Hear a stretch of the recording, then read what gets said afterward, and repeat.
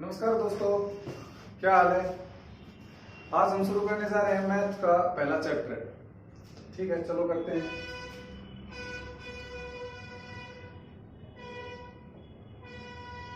संख्या पद्धति।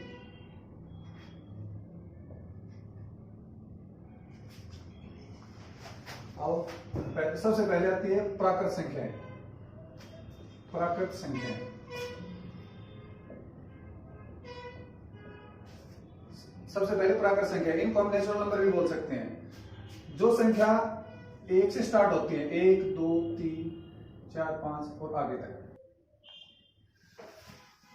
देखो, सपोज करो कि कोई छोटा बच्चा है। सपोज करो कि छोटा बच्चा है, इसको गिनती सिखानी है, तो हम यही बोलेंगे ना, बोल बेटा एक एकम एक। जीरो से तो स्टार्ट करते नहीं है, तो इसलिए जो संख्या एक से स्टार्ट होंगी वो प्राकृत संख्या कहलाएंगी। दूसरा, पूर्ण संख्या। दूसरे नंबर पर आता है पूर्ण संख्या। पूर्ण संख्या, ये जो प्राकृत संख्या है, इनके अंदर अगर जीरो और जोड़ देंगे, जीरो, तो ये क्या हो जाएंगी? पूर्ण संख्या। अगला देखो, पूर्णांक। तीसरे नंबर पर आता है पूर्णांक। इसको दो भागों में तोड़ देते हैं, पूर्ण जमा में अंक। पूर्ण जमा में अंक मतलब पूर्णांक। ये जो पूर्ण संख्या है, ये जीरो से स्टार्ट होंगी, प्राकृत संख्या एक से स्टार्ट होंगी। इसके बावजूद और कुछ संख्याएं बच गई, माइनस, जीरो, 1 2 3 4। मतलब ये प्राकृत, पूर्ण और ये जो माइनस, ऋणात्मक बोलते हैं इनको, ये टोटल सभी मिलाकर क्या बनाएंगे? पूर्णांक। जो ये माइनस वाले हैं, माइनस, -3 -2 -1, इनको हम क्या बोलेंगे? ऋणात्मक पूर्णांक। इनको हम क्या बोलेंगे? ऋणात्मक पूर्णांक। और ये जो पॉजिटिव है, इनको बोलेंगे धनात्मक पूर्णांक। धनात्मक पूर्णांक। और ये जो जीरो है, ये ना तो पॉजिटिव है, और ना ही नेगेटिव है। मतलब ये जो माइनस वाली है, इनको बोलेंगे ऋणात्मक। जीरो ना तो पॉजिटिव है ना ही नेगेटिव है, और ये जो प्लस वाले, इनको बोलेंगे धनात्मक पूर्णांक। चलो आगे देखो, चौथे नंबर पर आती है सम संख्याएं। सम संख्याएं, जो संख्या दो से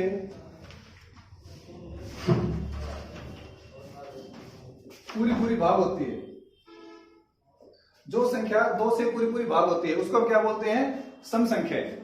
फॉर एग्जाम्पल 2 4 6 8 10 12 और आगे जो भी है, मतलब जो संख्या दो से पूरी डिवाइड है, उसको क्या बोलेंगे हम? सम संख्याएं। आगे देखो, जीरो, ये भी सम संख्या है, क्योंकि इसको दो से डिवाइड करेंगे तो आंसर कितना निकल के आएगा? जीरो। -16 है, इसको दो से डिवाइड करेंगे, ये भी निकल के आएगा -8। जीरो भी सम संख्या में काउंट होगी, और ये माइनस के हैं, इससे भी कोई फर्क नहीं पड़ता। अगला देखो, विषम। इससे अगला है विषम संख्या।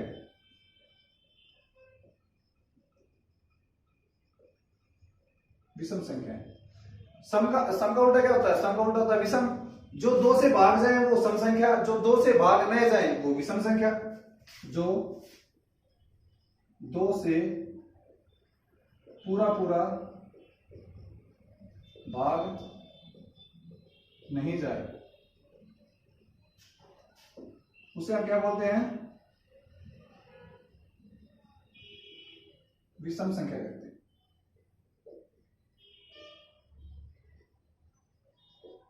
फॉर एग्जाम्पल एक क्या है? विषम संख्या। एक विषम संख्या है।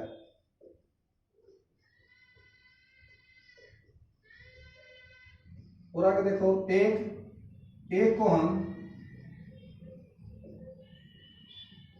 भाज्य और अभाज्य नहीं मानते। एक एक की काउंटिंग किसमें करते हैं? विषम में। एक न तो भाज्य है और न ही अभाज्य है, ये ध्यान रखना। आगे देखो,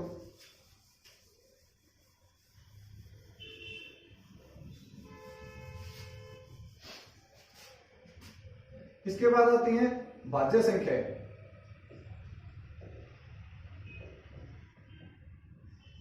इसके बाद क्या आती है? भाज्य संख्या है।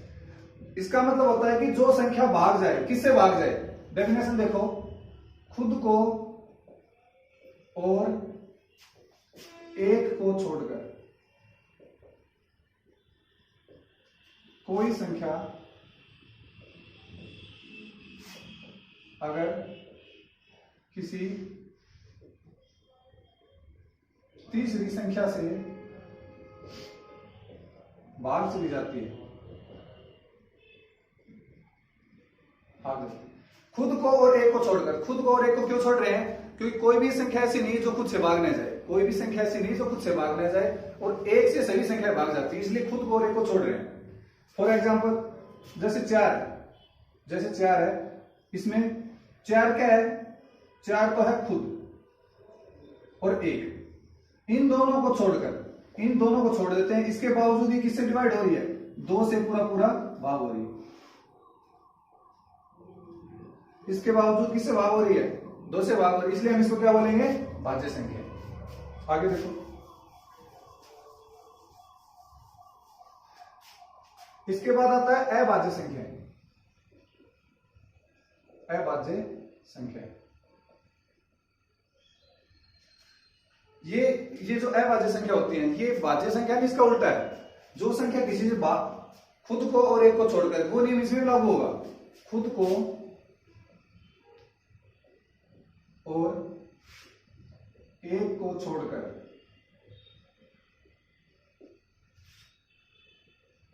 किसी संख्या से भाग न जाए। कोई भी ऐसी संख्या जो खुद को और एक को छोड़कर, क्योंकि पहले बता दिया खुद और एक को क्यों छोड़ रहे हैं बार बार, उसके बावजूद किसी से भाग न जाए, उसको क्या बोलते हैं? अभाज्य संख्या बोलते हैं। फॉर एग्जाम्पल 2, आपके दिमाग में आ रहा होगी 2 तो भाज्य है, 2 से डिवाइड हो रही है, लेकिन नियम के हिसाब से 2 तो खुद है, 2 तो खुद है, और एक जो है इसको, इन दोनों को छोड़ दिए, और बताओ और किससे भाग हो रही है? भाग तो नहीं किसी से, इसलिए सबसे छोटी, कई बार क्वेश्चन आ जाता है सबसे छोटी अभाज्य संख्या कौन सी है? 2 है। ये क्वेश्चन भी आ जाता है एकमात्र संख्या जो सम भी है और अभाज्य भी है, तो आंसर क्या आएगा? 2। जो ये बात ध्यान रखना। आगे देखो, परिमेय संख्याएं,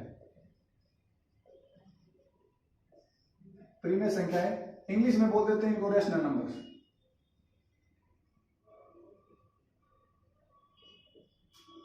परिमेय संख्या, रैशनल नंबर्स बोल देते हैं इनको। जो संख्या p/q की फॉर्म में हो, अच्छा, और देखो, और q is not equal to 0,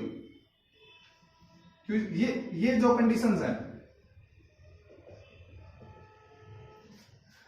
परिमेय संख्या के लिए, संख्या p/q फॉर्म में होनी चाहिए, और q is not equal to 0, नीचे 0 नहीं होना चाहिए। अगर नीचे 0 होगा तो वो, मतलब जैसे देखो 2 का अगर 0 से भाग करेगा तो इनफाइनाइट आएगा आंसर, इसलिए 0 नीचे नहीं होगा, और 0 का 2 से डिवाइड करेंगे तो आंसर 0 आएगा। तो ये नहीं होना चाहिए, और देखो अपनी भाषा में समझते हैं, p/q का मतलब ये नहीं है कि p होना चाहिए नीचे q होना चाहिए। कहने का मतलब ये है कि एक संख्या ऊपर होनी चाहिए और एक संख्या नीचे होनी चाहिए। इससे कोई फर्क नहीं पड़ता कि सम है, विषम है, भाज्य है, अभाज्य है। ऊपर वाली जो संख्या है वो छोटी भी हो सकती है, बड़ी भी हो सकती है, ऐसी भी हो सकती है 16/5, माइनस में भी हो सकती है, 1 माइनस में हो सकती है। इन चीजों से कोई फर्क नहीं पड़ता, तो एक ऊपर होना चाहिए और एक नीचे। अगली कंडीशन देखो, 1, 2, 0, -4, -16, ये जो संख्या है ये भी परिमेय संख्या है। आपको लग रहा हो कि एक तो खाली ऊपर वाला p दे रखा है, नीचे तो दे नहीं रखा, लेकिन इसके नीचे हम 1 लगा सकते हैं, कोई दिक्कत नहीं है। 2 के नीचे 1 लगा सकते हैं, 0 नीचे 1 लगा देंगे, तो ये सारी क्या मानी जाएंगी? परिमेय संख्या। आगे देखो, जैसे √16, रूट 16 ये भी प्रीमेय संख्या है। जो संख्या रूट के अंदर है, जो संख्या रूट के अंदर है और जिसका पूरा पूरा वर्गमूल निकलता है उसको क्या बोलते हैं हम? प्रीमेय संख्या। इसका आंसर निकालेंगे कितना आएगा? 4, और 4 के नीचे हम क्या लगा सकते हैं? 1 लगा सकते हैं, इसलिए ये भी। तो ये ध्यान रखना, प्रीमेय संख्या में एक ऊपर होना चाहिए, एक नीचे होना चाहिए। उसके बाद ये भी सारी प्रीमेय संख्या है, और उसके बाद जो रूट के अंदर होगी वो पूरा पूरा वर्गमूल निकलेगा, उसको भी क्या बोलेंगे हम? प्रीमेय संख्या बोलेंगे। आगे देखो, इसके बाद आता है अप्रीमेय संख्या। उसके बाद आता है अपरिमेय संख्या। अपरिमेय संख्या, फॉर एग्जाम्पल अपरिमेय संख्या कहने का मतलब यह है कि जो संख्या रूट के अंदर है, जो संख्या रूट के अंदर है और जिनका पूरा पूरा वर्गमूल नहीं निकलता है, जिनका पूरा वर्गमूल नहीं निकलता, उनको क्या बोलते हैं? अपरिमेय संख्या। ये नहीं कि आप ये सोचोगे कि हम तो इसके नीचे 1 लगा लेते हैं, ये नहीं होगा। जो संख्या रूट के अंदर है और जिनका पूरा पूरा वर्गमूल नहीं निकलता, उनको क्या बोलते हैं? अपरिमेय संख्या। और देखो क्वेश्चन आ जाता है, पाई क्या है? पाई क्या है? पाई क्या है? अपरिमेय संख्या।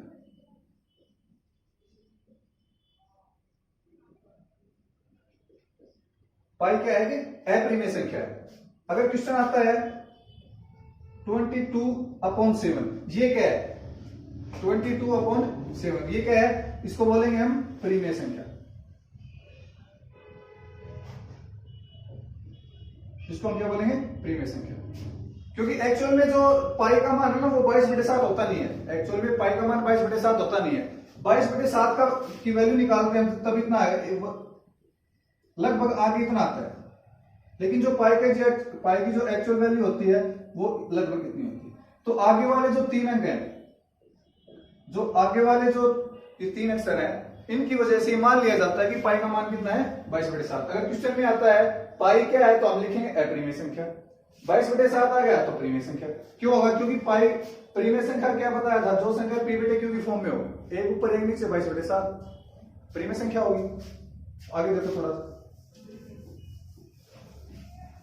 आगे देखो,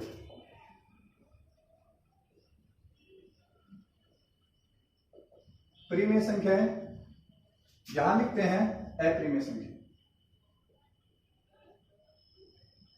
अपरिमेय संख्या डिफरेंस देखते हैं इनमें क्या है। परिमेय संख्या और अपरिमेय संख्या में डिफरेंस देखते हैं। देखो 20/3, 20/3 ये क्या है? परिमेय संख्या है, ठीक है। और अपरिमेय संख्या क्या है? मान लेते हैं √3 है अपरिमेय संख्या। इसकी वैल्यू होगी 1.732 और आगे जो भी आएगी मतलब, और इसकी वैल्यू निकालेंगे तो आएगी 6.66 एज। अगर हमको यहां तक हमें यहां तक दिया होगी 20/3, तो हम बोल देते हैं कि परिमेय संख्या। √3 दिया होता तो बोल देते अपरिमेय संख्या, क्योंकि इसका पूरा रूट नहीं निकल रहा। अब ये देखो 1.732, 6.66, ये दोनों तो सेम लग रहे हैं। इनमें क्या फर्क है? इनमें हम कैसे पहचानेंगे कि ये परिमेय संख्या है और ये अपरिमेय संख्या? देखो ये जो परिमेय संख्या होती है, ये जो परिमेय संख्या होती है, पहली बात ये खत्म हो जाती है, जैसे 20/4 है तो आंसर कितना निकल के आएगा? 5। या और 21/5 है तो कितना निकल के आएगा? 4.2 हो गया। मतलब इसके बाद ये 2 के बाद ये खत्म होगी, आगे 0 0 चलने लगे। ये जो अपरिमेय संख्या है ये खत्म नहीं होगी, ये खत्म नहीं होगी। पहला डिफरेंस समझ में आया ना कि परिमेय संख्या ये खत्म हो जाएंगी और अपरिमेय संख्या ये खत्म नहीं होंगी। दूसरी कंडीशन, मान लो ये खत्म नहीं होती है। मान लो सपोज करो कि ये जो परिमेय संख्या है, जैसे इसमें दिखाई दे रहा है आपको, ये खत्म नहीं हो रही। तो अगर ये खत्म नहीं होगी तो सिस्टम से चलेंगी, सिस्टम से चलेंगे मतलब ये है कि 20 का हमने 3 से डिवाइड किया तो 6.66 ऐसे आए। 6 आगे बार 6 आ रहा है, बार 6, बार 6। तो इसलिए ये परिमेय संख्या है, ठीक है। और इसमें क्या होगा, ये सिस्टम से नहीं चलेगी। अपरिमेय संख्या ना तो खत्म होंगी और ना ही सिस्टम से चलेगी। ये मेन डिफरेंस है इनका। आगे देखो,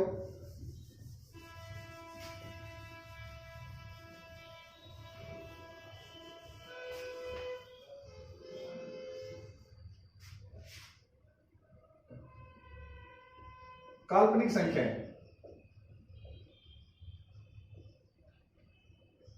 क्या है, अगला है काल्पनिक संख्या। जो संख्या रूट के अंदर है, जो संख्या रूट के अंदर है और माइनस में है, जो संख्या रूट के अंदर है और माइनस में, उनको क्या बोलते हैं हम, काल्पनिक संख्या। काल्पनिक संख्याओं का मतलब ये होता है कि हम उनकी सिर्फ कल्पना कर सकते हैं, वास्तव में ऐसी संख्या होती नहीं है। आप ये सोच रहे होगे कि ये 16 है, इसका तो पूरा रूट जाएगा, वर्गमूल निकलेगा, ये तो 4 का स्क्वायर है। लेकिन माइनस के अंदर जो भी संख्या होंगी वो रूट के अंदर होंगी, वो काल्पनिक मानी जाएंगे। ऐसे नहीं होगा कि माइनस हो ही नहीं सकता। 6.4 ये जो है ये किसकी कैटेगरी में आएगी, ये अपरिमेय संख्या की कैटेगरी में आएगी।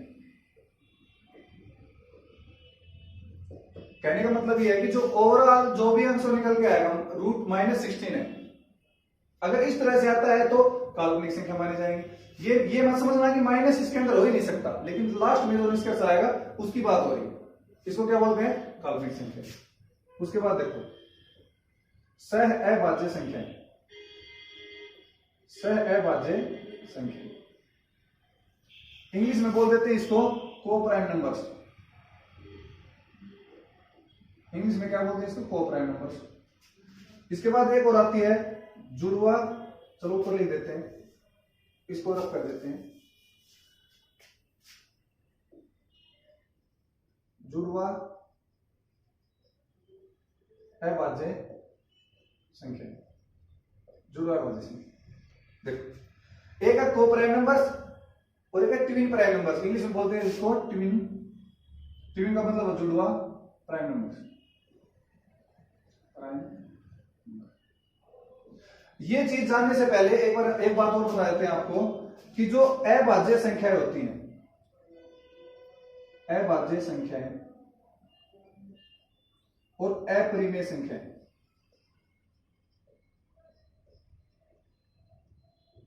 अपरिमेय संख्या, जो अभाज्य संख्याएं हैं और अपरिमेय संख्याएं जिनके आगे एल लग जाता है उसका ज्यादातर अर्थ नेगेटिव ही निकलता है। अभाज्य संख्या आपने देखा वो किसी से भाग नहीं जाती। अपरिमेय संख्या आपको बताया था कि रूट के अंदर होंगे जिनका पूरा रूट नहीं जाएगा, न तो इनका कोई सिस्टम है ना ये खत्म होगी। तो इन दोनों को हम एक प्रकार से अलग कास्ट, इन दोनों की एक अलग कास्ट है। तो आपने बुक में भी देखा होगा कि इनके ऊपर ना तो कोई फॉर्मूला आपको मिलेगा और ना ही कोई बनेगा, जिनका कोई सिस्टम ही नहीं है। आप एक दिन स्कूल आते हो एक दिन नहीं आते, तो आपका कोई सिस्टम थोड़ी है, ऐसे इनका है। तो अभाज्य संख्या और अपरिमेय संख्या इनकी अलग से कास्ट, ये अलग कास्ट को रिप्रेजेंट करती है, इनका कोई सिस्टम नहीं है। और इनमें देखो अभाज्य शब्द यूज हुआ है, इन दोनों में क्या हुआ है, अभाज्य शब्द यूज हुआ है। अब देखो समझने वाली बात क्या है, ये जो सह होता है, सह का मतलब होता है साथी, सह का मतलब होता है साथी। और अभाज्य का मतलब मैंने आपको बताया कि अभाज्य का मतलब होता है कि अलग से कास्ट होती है, कोई अलग से कास्ट रिप्रेजेंट करते हैं, इनका कोई सिस्टम नहीं है, ये अलग अलग एक तरफ रख रखे हैं दोनों। तो देखो सह का मतलब साथी। सपोज करो कि ये दो दोस्त हैं, ये दोस्त हैं ए और बी, ये अलग कास्ट का है और ये अलग कास्ट का है, इन दोनों की कास्ट अलग अलग है। तो ये बताओ ये दोनों दोस्त नहीं हो सकते? हो सकते हैं बिल्कुल, क्योंकि दोस्ती में कास्ट मैटर नहीं करती है। तो इस अभाज्य का कोई लेना देना नहीं इसमें, मेरा मतलब समझाने से, मतलब कोई भी दो संख्या ले लो आप, जैसे आपने ले लिया 9 और 16, ये दोनों संख्या ले ली। अब आप ये बोलोगे ये तो 9 तो अभाज्य नहीं है, 16 है ये भी अभाज्य नहीं है, अभाज्य। लेकिन कोई भी दो संख्या लो आप, इसमें अभाज्य पहले बता दिया कि सह को प्राइम नंबर्स में अभाज्य मैटर नहीं करता, ठीक है। वो ऐसे भी हो सकती हैं, 2 3 भी हो सकती हैं, 2 7 भी हो सकती हैं, कुछ भी हो सकती है। कहने का मतलब ये है कि कोई भी दो संख्या जो एक संख्या से भाग नहीं जाए, एक संख्या से भाग नहीं होनी चाहिए। जैसे मान लो ये 9 है, 3 से डिवाइड हो रहा है, लेकिन जो 16 है वो 3 से डिवाइड नहीं हो रहा, ये 16 है 4 से डिवाइड हो रहा है, और 9 है, ये 4 से डिवाइड नहीं हो रहा। तो कोई भी ऐसी दो संख्याएं अभाज्य होनी जरूरी नहीं है, किसी एक संख्या से भाग नहीं जाएंगे, उसको क्या बोलेंगे हम? Coprime numbers. अब जुड़वा, अब आप बताओ, ये दो हैं, ये दो बंदे राम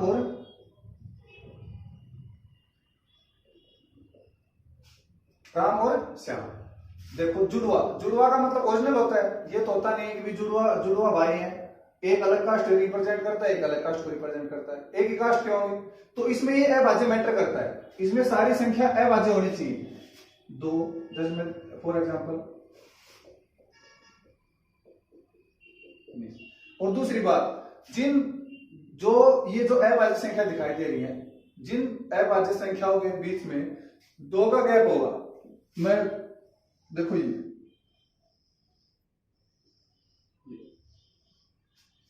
3 और 5 के बीच में 2 का गैप है, 5 और 7 के बीच में 2 का गैप है, और 11 और 13 के बीच में 2 का गैप है, तो इनको क्या बोलेंगे? जुड़वा अभाज्य संख्या। एक बार फिर देख लो कि कोप्राइम नंबर्स में अभाज्य मैटर नहीं करता, चाहे वो अभाज्य हो चाहे भाज्य, कोई फर्क नहीं है। कहने का मतलब है कि दोनों एक से डिवाइड नहीं होनी चाहिए। और जुड़वा अभाज्य संख्या है, जुड़वा का मतलब ओरिजिनल काम होता है, तो इसलिए संख्या भी अभाज्य होनी चाहिए और उनके बीच में गैप भी 2-2 का होना चाहिए। आगे देखो,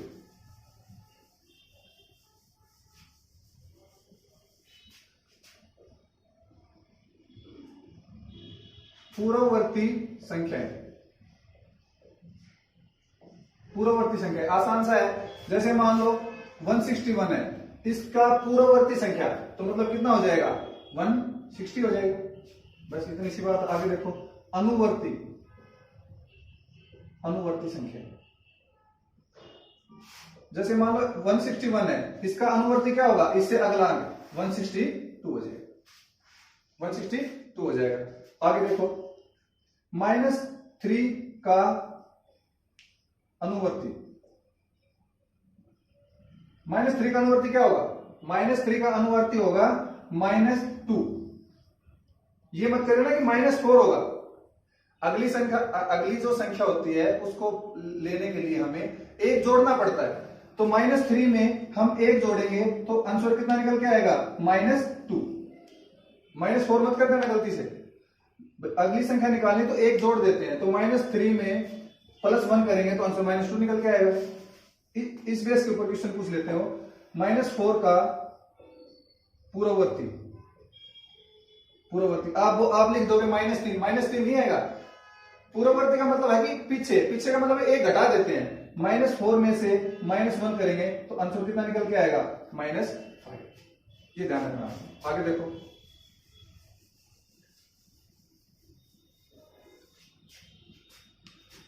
लास्ट है बस ये वास्तविक संख्या। अगली कौन सी संख्या है? वास्तविक संख्या है। इस वास्तविक संख्या का मतलब होता है कि जो संख्या वास्तव में है, जो एग्जिस्ट करती हैं। तो बताओ कौन कौन सी एग्जिस्ट करती हैं? काल्पनिक को छोड़ देते हैं। क्यों छोड़ रहे हैं? क्योंकि काल्पनिक तो एग्जिस्ट नहीं करती, काल्पनिक तो कल्पना मात्र है सिर्फ। तो काल्पनिक को छोड़कर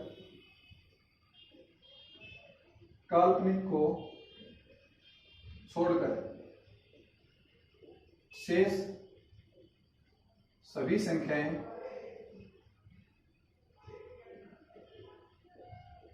वास्तविक संख्याएं, काल्पनिक को छोड़कर शेष संख्याएं वास्तविक संख्याएं।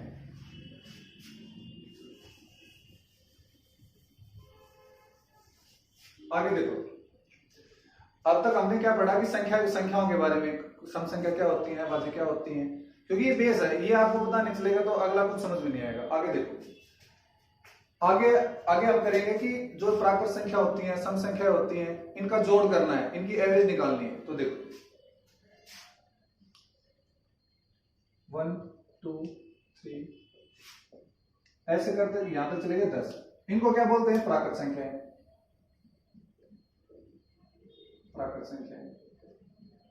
ठीक है, ये होगी पूर्ण संख्याएं।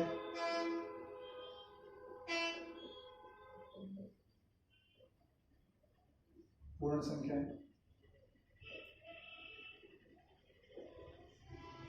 अगले 2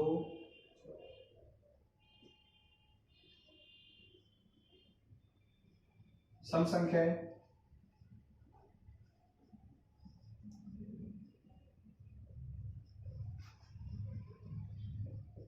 विषम संख्याएं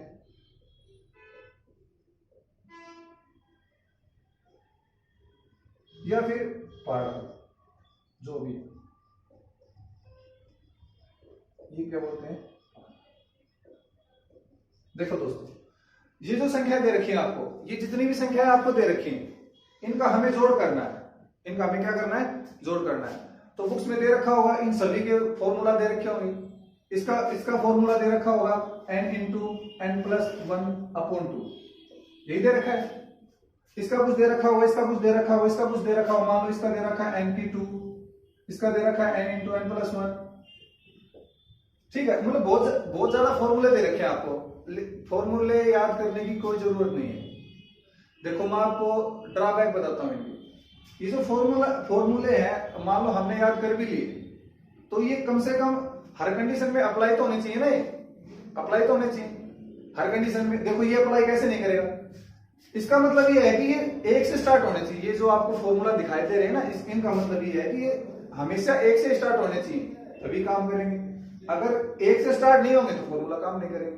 हमने फॉर्मूला भी याद किए, उनका कोई हर जगह यूज भी नहीं हो रहा है। तो जैसे सपोज करो पहला है, इसमें हमने मान लिया n इंटू n प्लस 1/2, तो हमने लिखा 10 प्लस 1/2।